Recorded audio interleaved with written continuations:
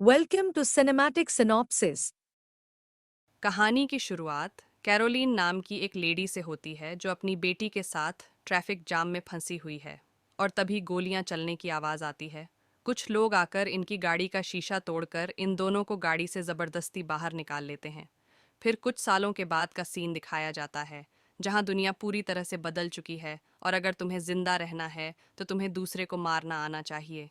इस समय तक कैरोलीन ने अपनी बेटी को खो दिया है और खुद वह एक सोल्जर बन चुकी है। अब वह अपने बाकी साथियों के साथ ट्रेन से कहीं जा रही होती है। तभी ट्रेन रुकती है और वहां पर लेफ्टिनेंट आता है और कहता है कि तुम्हें हमारे साथ चलना होगा, जिसके बाद कैरोलिन उसकी गाड़ी में बैठकर यहाँ से निकल जाती है। दरअसल लेफ्टिनेंट उसे बेस ले जा रहा है।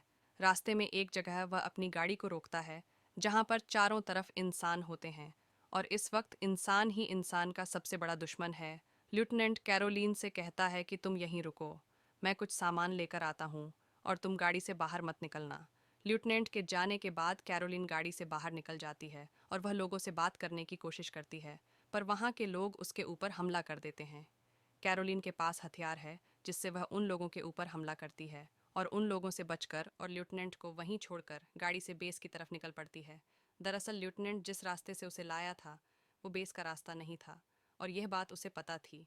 और अब कैरोलिन बेस तक पहुंच जाती है, जहां पर बहुत सारे सोल्जर्स होते हैं। कैरोलिन एक सोल्जर को अपना ओन ऑर्डर लेटर दिखाती है। वह पूछता है कि तुम्हारा साथी कहाँ पर है। तब वह कहती है कि वह यहाँ पर नहीं पहुँच पाया और वो उसे पूरी बात नहीं बताती। इसके बाद उसे बेस के अंदर ले जाया जाता है, जहाँ पर उसे तीन और सोल्जर्स मिलते हैं, जिन तीनों को उसी की तरह यहाँ पर लाया गया है। अब यहाँ पर कैप्टन आती है और इन चारों को कर्नल के पास ले जाती है। वह यहाँ पर सबको बताती है कि हमारे बहुत सारे लोग मारे जा चुके हैं। दुश्मन ने हमारे बेस पर हमला किया है, हमारी हज़ारों किलोमीटर ज़मीन उनके कब्ज़े में है और अब उनका अगला टारगेट हमारा यह वाला बेस है।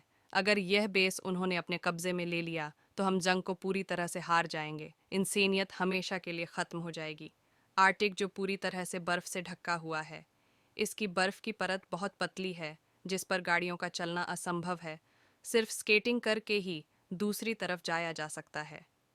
ये चारों के चारों बहुत अच्छे स्केटर्स होते हैं, इसीलिए इन सबको यहाँ पर बुलाया गया।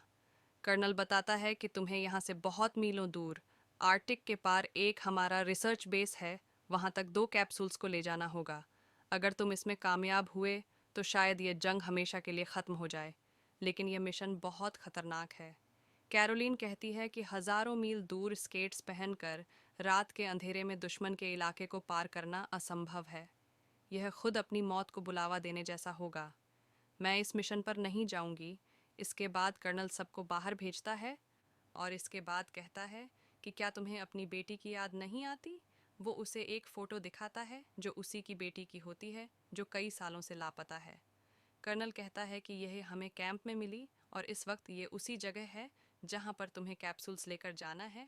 यह सुनने के बाद कैरोलिन इस मिशन पर जाने के लिए तैयार हो जाती है, क्योंकि वह किसी भी हालत में अपनी बेटी तक पहुंचना चाहती है। कैरोलिन अपने बाकी 3 साथियों के पास आती है, जो सब के सब कह रहे होते हैं कि इस मिशन पर जाना अपनी मौत को न्योता देने जैसा होगा। पर कैरोलिन उन्हें कहती है कि हमारे पास इसके अलावा कोई रास्ता नहीं है।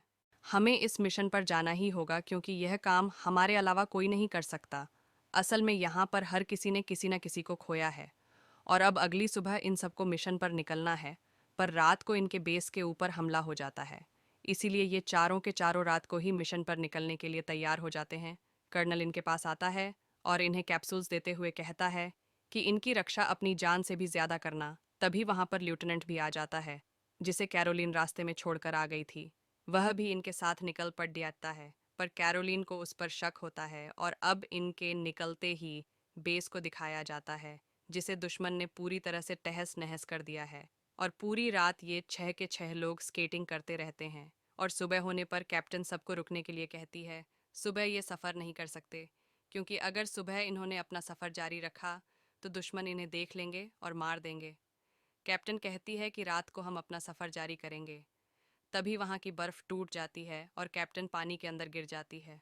सब के सब बर्फ़ पर लेट जाते हैं, क्योंकि उनके गिरने का भी खतरा है।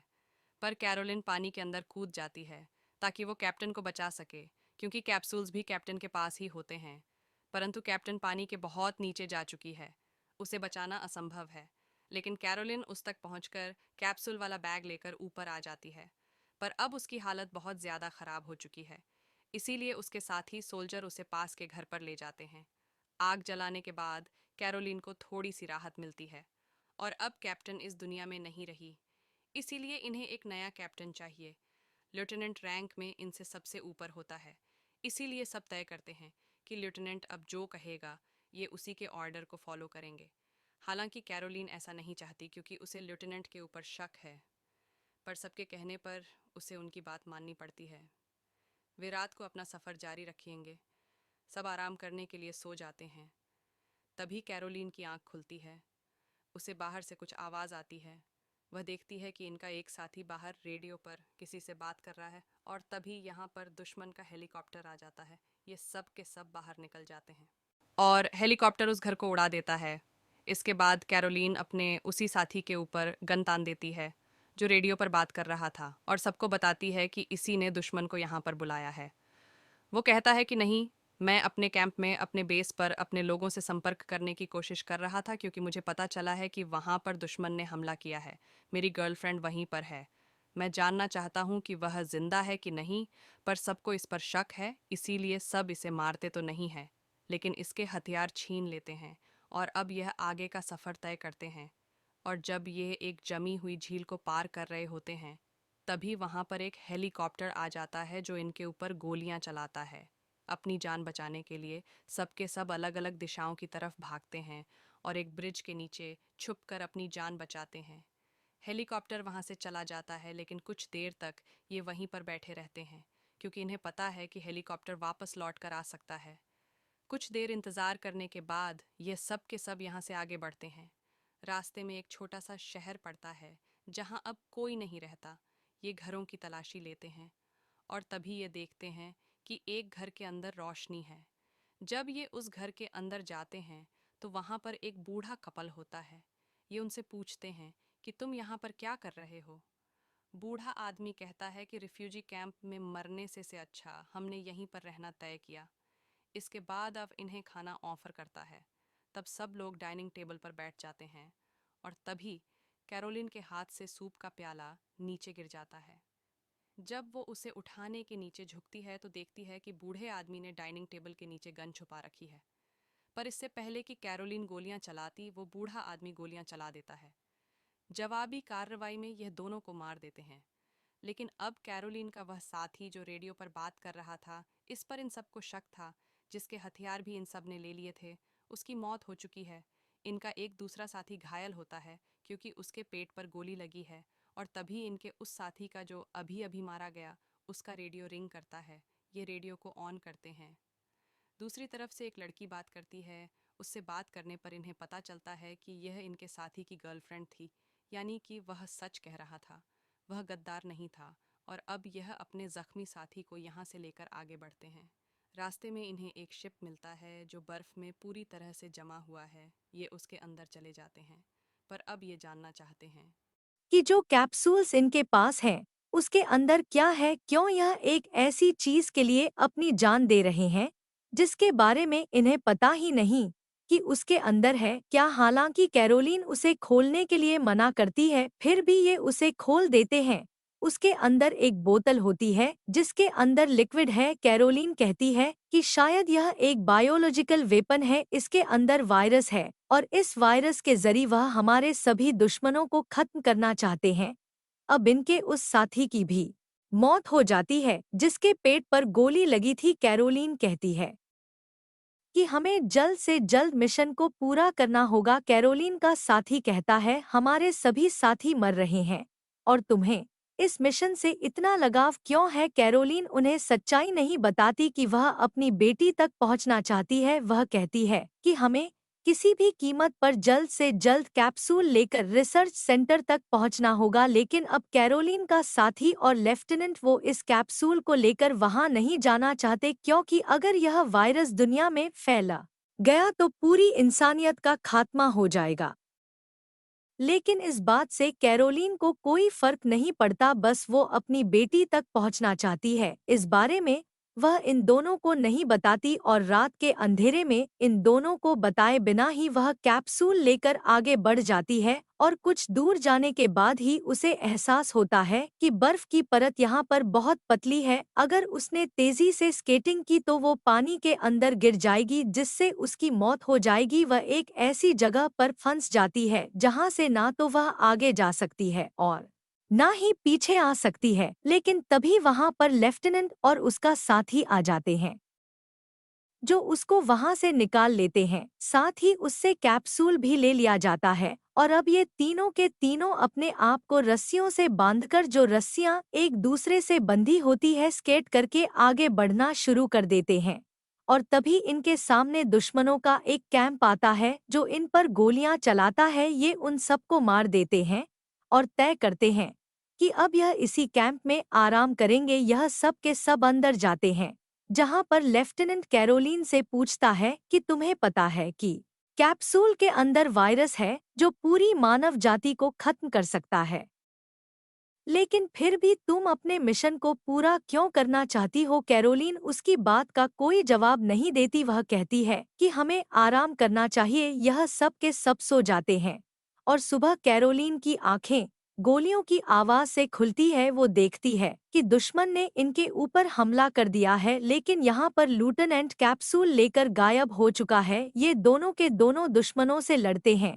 कैरोलीन का साथी, जो कि एक बहुत अच्छा शूटर है, वह कई लोगों को मार देता है, लेकिन इनके पास गोलियां खत्म होने वाली है। इसीलिए कैरोलीन के पास जो ग्रेनेड होता है वो दुश्मनों के ऊपर फेंक रही होती है, लेकिन गलती से वो ग्रेनेड वहीं पर गिर जाता है जिससे एक ब्लास्ट होता है और इस ब्लास्ट में उसका साथ ही मारा जाता है। साथ ही यहाँ पर कैरोलीन को अब गोली भी लग चुकी है और वह घायल है। हालांकि अब तक कैरोलीन और उसके साथी सभी दुश्मनों को मार चुके हैं, लेकिन अब उसे इसी जख्मी हालत में आगे बढ़ना होगा। वो स्केटिंग करते हुए लगातार आगे बढ़ती चली जाती है और तभी उसे लेफ्टिनेंट दिखता है जिसके पास कैप्सूल है। वो लेफ्टिनेंट को रुकने के लिए कहती है, लेकिन लेफ्टिनेंट रुकना नहीं चाहता। दरअसल वह इस कैप्सूल को, इस वायरस को नष्ट करना चाहता है, इसीलिए कैरोलीन को उस पर गोली चलानी पड़ती है। गोली लगते ही लेफ्टिनेंट वहीं पर गिर जाता है, जिसके बाद कैरोलीन उसके पास आती है, उससे वो वायरस कैप्सूल छीन लेती है। इस पर लेफ्टिनेंट उससे कहता है कि ऐसा मत करो, इस वायरस को यहीं पर नष्ट कर दो, क्योंकि अगर ये वायरस पूरी दुनिया में फैल गया तो करोड़ों मासूमों की जान चली जाएगी। लेकिन कैरोलीन उसकी बात नहीं सुनती और कैप्सूल को लेकर वहां से निकल जाती है। कैरोलीन खुद भी घायल है, इसीलिए कुछ देर बाद वो वहीं पर गिर जाती है। तभी उसके सामने दो आदमी आते हैं जो घोड़े पर होते हैं। वो कैरोलीन से कहते हैं, ब्लैक, और कैरोलीन को अपने मिशन का नाम याद आ जाता है जो कि ब्लैक क्रैब होता है। कैरोलीन जवाब में क्रैब कहती है, जिसके बाद वह बेहोश हो जाती है। कुछ घंटों के बाद जब उसे होश आता है तो वह देखती है कि उसके सामने डॉक्टर है और डॉक्टर कहता है कि हमने तुम्हारे पेट से गोली निकाल दी है, लेकिन हमें तुम्हारी उंगलियों को काटना पड़ा क्योंकि ठंड की वजह से वह पूरी तरह से खराब हो चुकी थी।